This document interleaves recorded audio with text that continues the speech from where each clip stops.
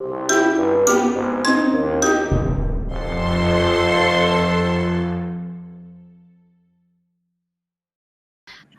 are here with Miss Jet's 5th grade class, and we are meeting with the remote critique sessions through augmented reality group at Virginia Tech. So hi everyone. Can't see you, but I know you're out there. My name is Doug, and I'm a professor of computer science at Virginia Tech. And I'm going to let my other 2 team members introduce themselves. I'm David Hicks, and I'm a professor of education at Virginia Tech. I'm Yuan Li. I'm not a professor, but I'm a PhD student for Dr. Bowman. So far, we've had computer science and education represented. We also work with a professor in industrial design named Akshay Sharma, a professor in visual arts named Wallace Lajas, and another professor in computer science named Sang Lee. And so you may have noticed that we all come from different departments and different areas in the university, and that's something that's really important about our group, is that we represent a lot of different disciplines or areas. We have lots of different perspectives, but we have to all come together to do this work. Do any of you know what augmented reality is, AR? Has anybody played Pokemon Go? Yeah, Pokemon Go is a great example of augmented reality. So in Pokemon Go, at least in part of the game, right, you use your phone and you hold it up and you see through the camera of the phone, but you see the Pokemon kind of present in the world, like sitting on the sidewalk or sitting in the grass or whatever, and then you can try to catch them. So augmented reality is where we add or augment with virtual objects, computer-generated objects in the real world. Right? And sometimes you do that through a phone, and the project that we're going to talk about today uses a phone. Sometimes you do it through a headset. So some of you may have tried like a virtual reality headset. There are also augmented reality headsets. So does anybody know, or has anybody heard about what an industrial designer does? Somebody who is an industrial designer, what do? They basically design products for people to use. They design materials, they design chairs, the table that you're at, how you hold a steering wheel, and they have to build smaller scale things for people to look at, to see if it works, to see how it fits and comes together. And so what the students do at Virginia Tech is that they take courses in industrial design to become designers of all different types of products and objects. And then you have a class, and everybody comes together, and they will bring their models in, and they will show and they'll point, they'll hold, they'll measure angles, they'll see how it fits and how it works. And it works really well that way when you can do face-to-face. It works very well. And then, all of a sudden, it stopped working really well in class in March. And what happened was the students could no longer come to class. They could no longer bring their models for the teacher to look at. The teacher couldn't hold the model. The teacher couldn't point at the model. The student couldn't take notes. And so the teachers were stuck. They didn't know what to do, which is very similar to kind of things that's happening with you guys, that happened with you guys. And so we were asked to try to help the teacher work with his students when you couldn't have the model and you couldn't be in the same space. So we wanted to take this idea of augmented reality that I mentioned before and see if we could use that to help these teachers and students. So we created this so-called AR Critique app that a student who made up this dark gray physical artifact can scan it with their iPhones and will get a virtual representation of it on their phones. And then the student can view the virtual object in its true size as the real object in AR. And then you will be able to share that model with remote users so that they can all look at the model together simultaneously at the same time. I'm going to demonstrate a case where I will scan this little easel as my industrial design homework with Dr. Bowman.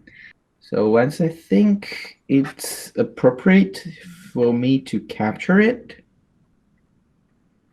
I'm going to start the scanning of the model. And so I put the easel on a turntable, a little round table where I can rotate it. So that can help me get a 360-degree of scan, or a complete scan around the model.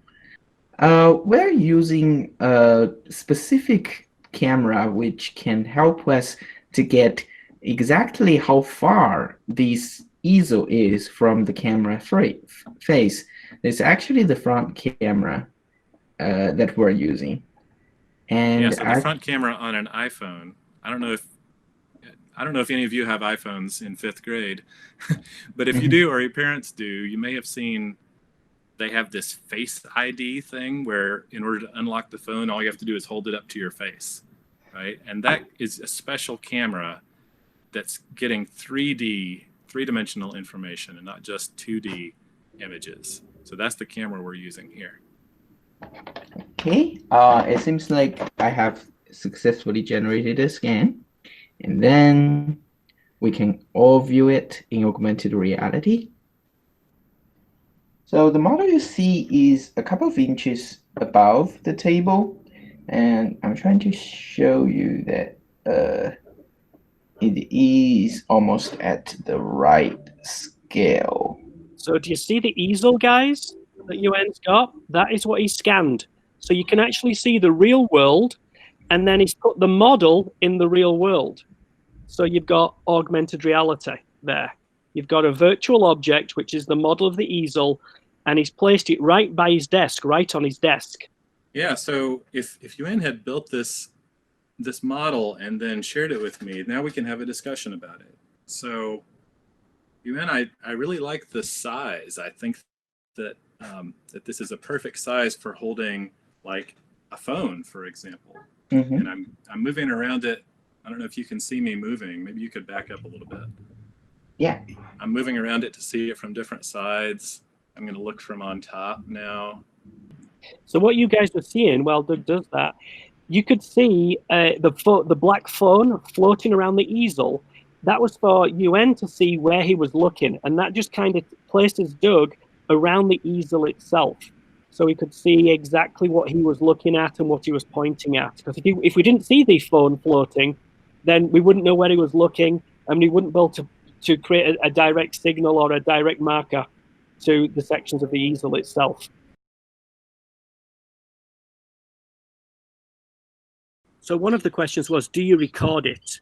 And I would say that the scan is like a recording, but it's creating a three-dimensional object.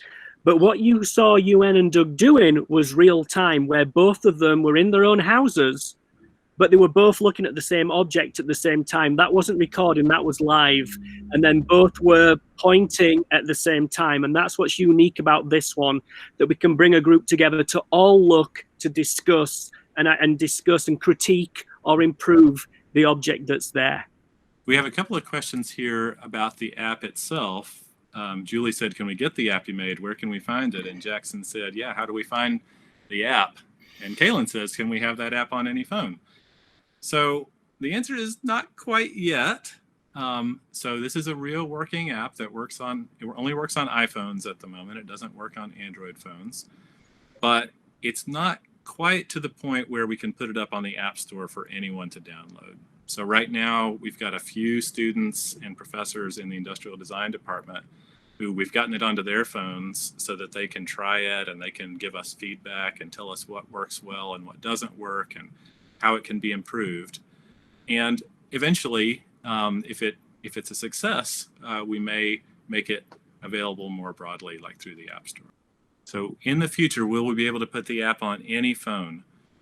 I would say almost yes, as long as it has one of those special cameras that can scan in 3D, right? So not all phones have those special cameras right now, but more and more phones are getting them. So as long as it has that camera, we should be able to put this app on almost any phone. All right. Well, thank you all for your time. Thank you, Miss Jet's 5th grade class, for all of your great questions and your participation.